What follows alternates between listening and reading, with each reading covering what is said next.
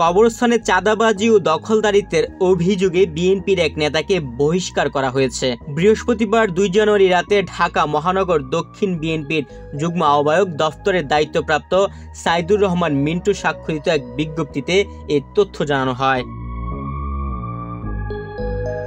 বিজ্ঞপ্তিতে বলা হয়েছে, ঢাকা মহানগর দক্ষিণের লালবাগ থানার 23 নম্বর ওয়ার্ড বিএনপির সভাপতি আমিনুল ইসলাম আমিনকে দলের সব পদ থেকে বহিষ্কার করা হয়েছে। তার বিরুদ্ধে আজিমপুর কবরস্থানে চাঁদাবাজি ও দখলদারিত্বের অভিযোগ উঠেছিল, যা তদন্তে প্রমাণিত হয়।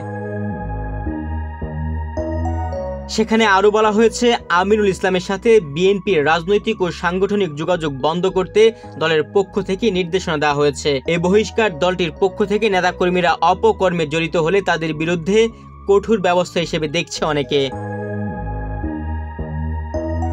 বিএনপির নাম ভাঙিয়ে কেউ দখল, চাঁদাবাজি বা সন্ত্রাসী কর্মকাণ্ড করলে ছাড় দেওয়া হবে না বলে দলটির নেতাদের পক্ষ থেকে হুঁশিয়ারি দেওয়া হয়। এদিকে দলের ভারপ্রাপ্ত চেয়ারম্যান তারেক রহমান বিভিন্ন সময় নেতাকর্মীদের সাথে ভিডিও কনফারেন্সের মাধ্যমে আলোচনা সভায় বক্তব্যে এসব বিষয়ে বারবার সতর্ক করেছেন। সে সঙ্গে দলের পদ পদবীর অপব্যবহার প্রমাণিত হলে বহিষ্কার করার নির্দেশনাও দিয়েছেন তিনি।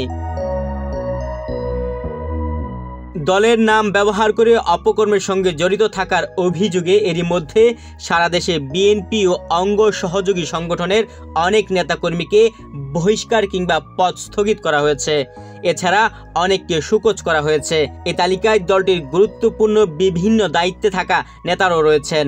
বিএনপির নীতি নির্ধারকরা বলছেন, দলের ভারপ্রাপ্ত চেয়ারম্যান তারেক রহমানের সুস্পষ্ট বার্তা, কোনো ধরনের বিশৃঙ্খলা, অনৈতিক কাজ, অপকর্ম ও শৃঙ্খল কর্মকাণ্ড বরদাস্ত করা হবে না।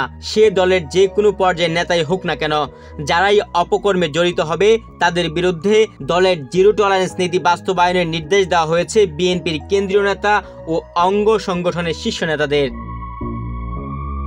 তুহিন ভুঁইয়া, বাংলাদেশ প্রতিদিন।